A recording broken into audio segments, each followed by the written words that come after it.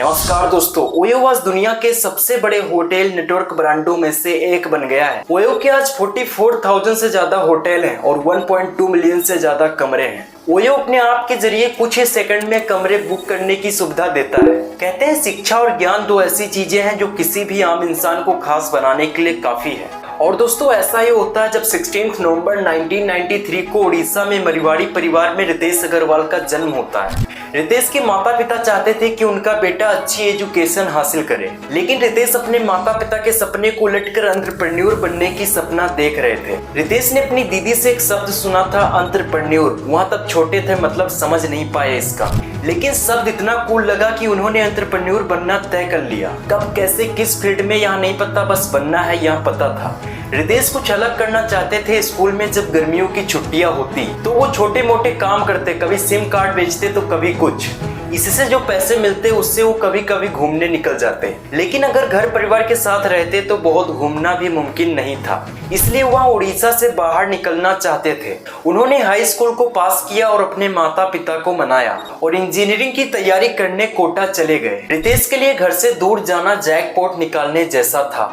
11th और 12th की पढ़ाई करने के बजाय वो इंटर्नशिप करने लगे छोटी छोटी कंपनियों में, जैसे कभी कोई वेबसाइट बनाना तो कभी सोशल मीडिया पेज।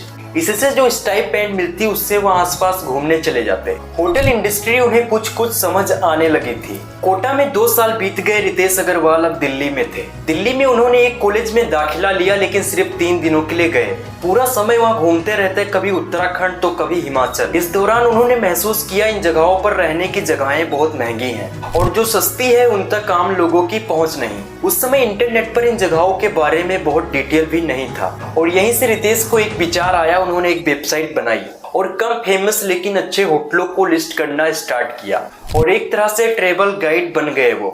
इस तरह साल 2012 में शुरुआत हुई ओराबेल स्टेज की और रितेश तब 19 साल के थे। उन्होंने कंपनी चलाने की खूब कोशिश की, लेकिन यह 1 साल से ज्यादा चल ना सकी। ओराबेल स्टेज के साथ एक दिक्कत थी कि वेबसाइट से बुकिंग होने के बाद सर्विस क्वालिटी की गारंटी नहीं थी। इस बीच फिल्म द नेटवर्क में रितेश अग्रवाल ने पेपल के फाउंडर पीटर थियल के बारे में सुना। उन्हें गूगल किया तो पता चला पीटर थियल 20 साल से कम उम्र के 20 बच्चों को थियल फेलोशिप देते हैं।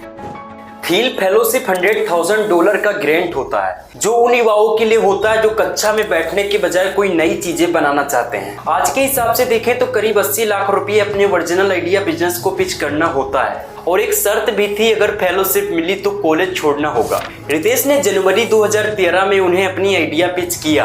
वहाँ शॉर्टलिस्ट हो गए और आखिरकार फेलोशिप बन गए। वहाँ एशिया से थियल फेलोशिप चुने गए पहले व्यक्ति थे और 2013 में रितेश अग्रवाल ने OYO hotels rooms company launch की और साथ ही oyorooms.com वेबसाइट भी बनाया। ओयो का मतलब है on ever rooms. OYO rooms का काम है होटल वालों को अपने साथ जोड़ना, उन्हें बेहतर बनाना और अपनी वेबसाइट के जरिए उन यात्रियों को होटलों तक लेकर जाना। कंपनी होटल सर्विस क्वालिटी का भी ध्यान रखती है ताकि ठहरने वालों को कोई दिक्कत ना हो। कंपनी के सीईओ रितेश अग्रवाल कहते हैं, जब होटल में 2 लोग जाते हैं तो उनसे कई तरह के सवाल पूछे जाते हैं जिससे वो असहज हो जाते हैं। ओयो से जुड़े होटलों में ऐसा नहीं होता। यहाँ पर अगर आपके पास वैध आईडी कार्ड है तो ही आपको एंट्री मिलेगी।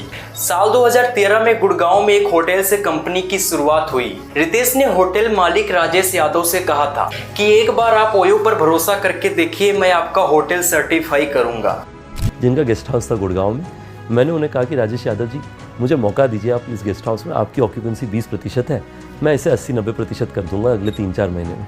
क्वालिटी सुधारूंगा, हर 2-3 दिन में आऊंगा, चेकिंग और चेकआउट सब देखूंगा। जब रितेश ने इस होटल को सुधारना शुरू किया तो यहाँ पर सिर्फ 20% लोग ही ठहरते थे, वो भी गुड़गांव में जब शादियां होती तो, या फिर हर समय होटल खाली रहता था। रितेश अग्रवाल ने कुछ बदलाव किए, हर एक कमरे में 2-3 तस्वीरें लगा दी और लाइटिंग बदल दी। ओयो वेबसाइट पर अच्छी तस्वीरें डाली और कमरों के किराए में बदलाव किए। ओयो से लेने पर पहले 3 कमरे 999 रुपए में मिलते थे, फिर हर एक कमरे का किराया 150 रुपीज तक बढ़ जाता। 1 महीने तक इस होटल में रुकने वालों का आंकड़ा 90% तक बढ़ गया था। जब एक होटल चल गया तो उनसे कई और होटलों वालों ने भी कांटेक्ट किया।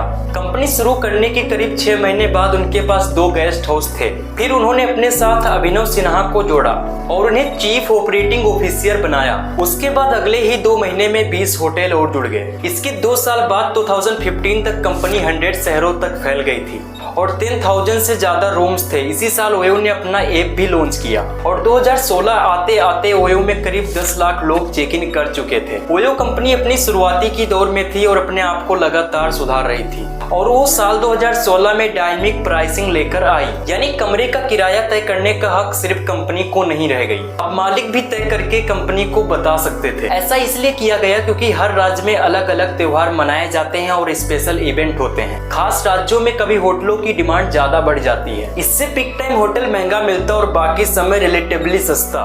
कंपनी ने 3 सालों में ही अपना कारोबार बढ़िया जमा लिया था। अब बारी थी इंटरनेशनल जाने की। 2016 में भारत से बाहर मलेशिया गई, फिर 2018 में एशिया से निकलकर ब्रिटेन में कंपनी ने अपना व्यापार शुरू किया, फिर चाइना और इंडोनेशिया में भी शुरू किया और ओयो ने साल 2018 में ही long stay rental OYO life launch की। यहाँ कुछ पीजी जैसे थे, यहाँ महीनों तक आराम से ठहरा जा सकता था। ओयो कंपनी 2019 तक अमेरिका, यूरोप और मिडिल ईस्ट तक पहुंच गई थी। 2019 तक ओयो कंपनी 500 शहरों में फैल गई थी और 3 लाख से ज्यादा कमरे हो गए थे। उधर ऐप भी बढ़िया चल रहा था और 2020 आते आते ओयो के 5 करोड़ डाउनलोडर हो गए थे। उसके बाद 1 साल के अंदर ही 2021 आते आते ओयो के करीब 10 करोड़ से ज्यादा डाउनलोडर हो गए थे। सब कुछ बढ़िया ही चल रहा था, लेकिन फिर बहुत बड़ा ट्विस्ट आता है।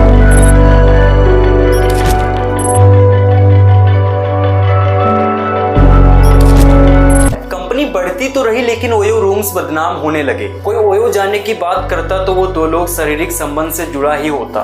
युवाओं में इसके मीम्स बनने लगे। हम लोग ओयो के नाम सुनते ही मुंह बनाने लगे। ऐसा नहीं कि ओयो के होटलों में कोई रुक नहीं रहा था, बस उनकी चर्चा नहीं होती थी। पिछले साल ओयो के फाउंडर रितेश अग्रवाल ने बताया उनका 30% बिजनेस धार्मिक स्थानों से आता है। कोरोना के बाद स्पिरिचुअल शहरों में लोग ज्यादा जाने लगे, वो भी पूरे परिवार के साथ, जिसमें बच्चे और बुजुर्ग सभी होते थे।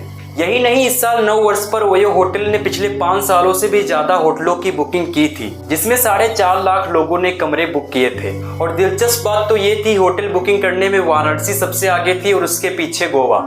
ओयो का इस्तेमाल हर एक उम्र के लोग कर रहे थे, अलग अलग कारणों से। रितेश अग्रवाल बताते हैं 2019 में कंपनी में कुछ दिक्कतें शुरू हो गई थी। कुछ होटल मालिक हमसे नाराज थे, फिर कोरोना भी आ गया, बुकिंग बंद हो गई। तब हमने 4 चीजों पर काम किया, इनोवेशन, केयर, कॉस्ट, कॉम्पिटेंसी पर। सबसे पहले होटलों के मालिक से बात कर उनकी परेशानी सुलझाई, फिर कोविड के समय में टेक्नोलॉजी पर ध्यान दिया।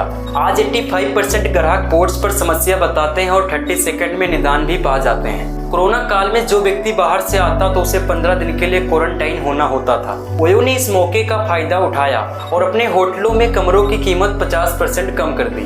नो प्रॉफिट नो लॉस की पॉलिसी ने ओयो का खूब साथ निभाया और कोरोना काल में जो लोग रुकते थे वही लोग उनके रेगुलर कस्टमर बन गए।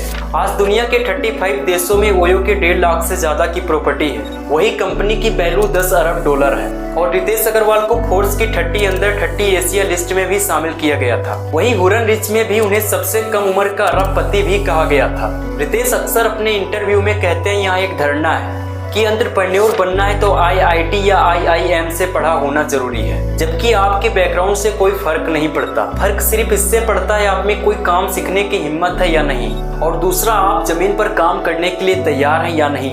अगर ये 2 चीजें आपके अंदर हैं तो आप सफल होकर रहेंगे। और अगर आप नए हो और शेयर मार्केट को स्टार्ट कर रहे हो तो इस वाले वीडियो को देखिए। सो आई होप ये स्टोरी आपको पसंद आई होगी, तो वीडियो को लाइक करके चैनल को सब्सक्राइब जरूर से कर लेना। मिलते हैं अगली वीडियो में, जब तक के लिए जय हिंद, वंदे मातरम।